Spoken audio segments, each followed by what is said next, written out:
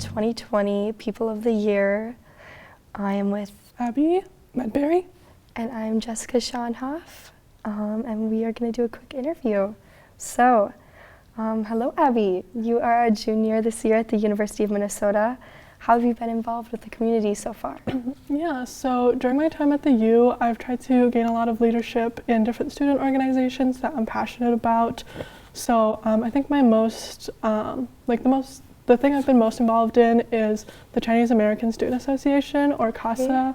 Cool. I currently serve as the president of that, and then my second major involvement is in 180 Degrees Consulting. Okay. It's like a nonprofit consulting organization here at the U, and I served as vice president all of 2021, and I was just elected as president for 2022. Congratulations. That's really cool. Wow. That's neat.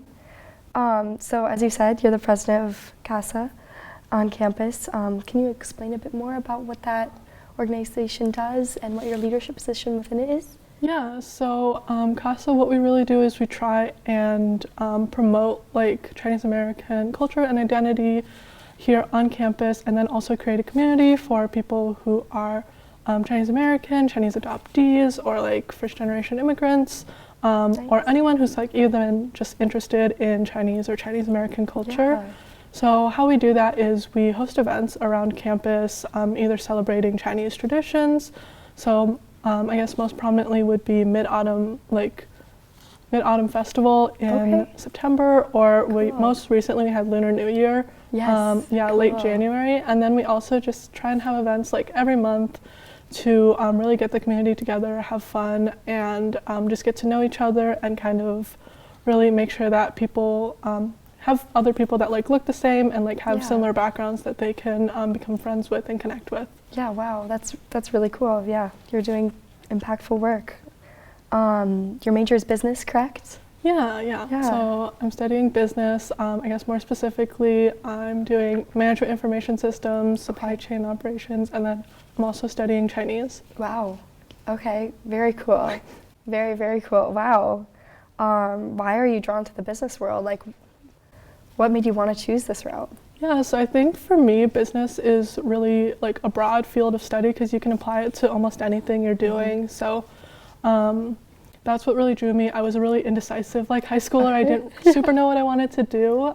So I wanted something where I could use a lot of my soft skills, along with being able to use some of the more analytical and those hard skills that I had been really good at throughout high school. Yeah. So I thought this kind of was the best of both worlds in that sense. Exactly. And then I like that with business you can apply it to the corporate sector or the nonprofit or government work, and basically any organization needs someone who's kind of business savvy. So I thought it was kind of I could do anything with it, and I guess the limitless potential. No, for real. Yeah, lots of opportunities within it.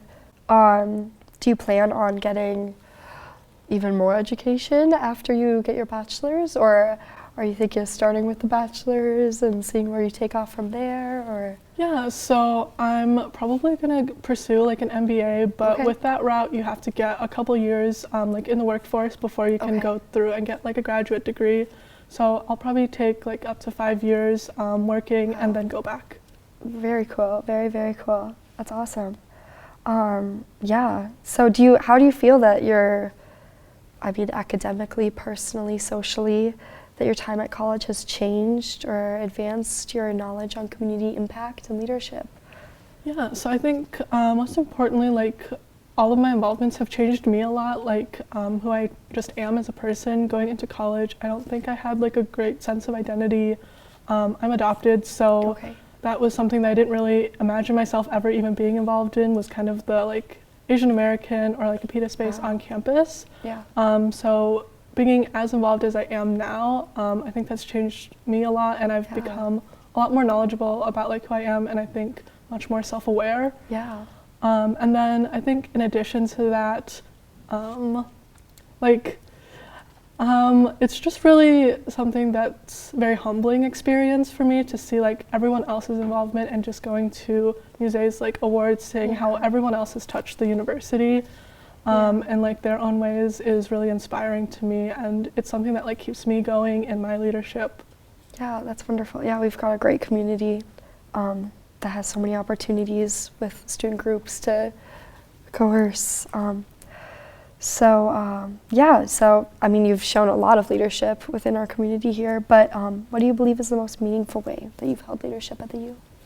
Yeah, I think it probably would be being president of CASA and just my involvement so far. So before I was president, I was advocacy chair of CASA as well, and I think that was a really hard year for just like the APITA community, because we were all online, so I know everyone had a hard year, and then with like the increased like anti-Asian sentiments, being able to be in that position where I was very advocacy focused, I was writing articles on our different social media sites about it, and I was also just doing like fundraising for like different causes that were helping to like promote awareness and really help people who were being affected by that. Was something that I was really proud of and still am really proud of. Yeah. And then now as president, taking us like back in person, I had to really like relearn my role and then also kind of teach and train the rest of my board members on their roles and still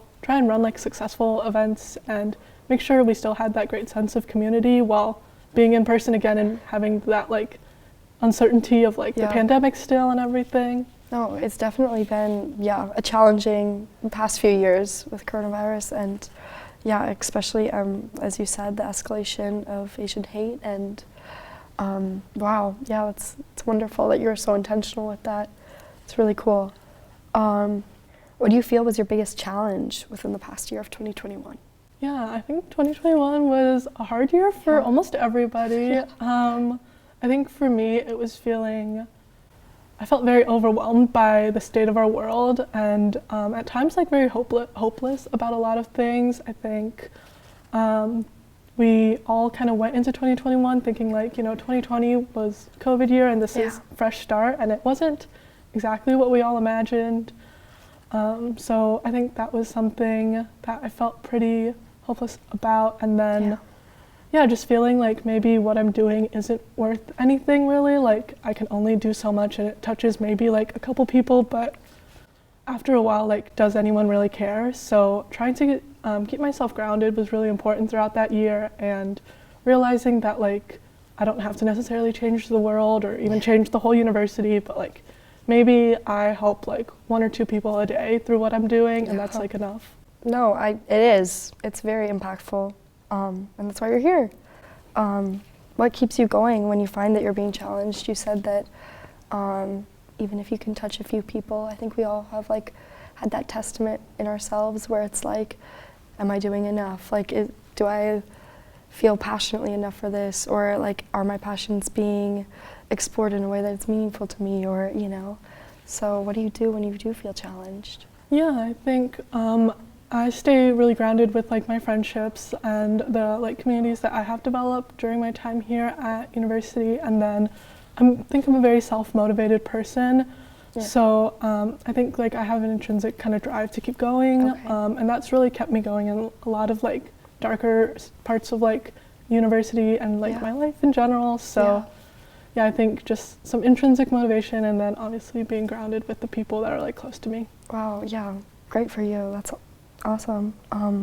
Where do you see yourself at the end of this upcoming year? We're like kind of in a fresh start now. Yeah. Like as you said, the new year, like like kind of idealism, but at the end of this year, where do you hope to be or achieved? Or so I plan to graduate at the end of fall of 2022. Okay. So hopefully with a job would be great, and then I'm looking at possibly like moving out of state, so kind of exploring like new city, new everything, new job. So that's hopefully where I'll be at the end of the year, and then I think in like sappy ways, like happy, feeling content, looking back at college and like feeling I did like what I could, and like feeling overall like very satisfied within myself. Oh, that's wonderful. Yeah, you've got an exciting year ahead of you. Wow.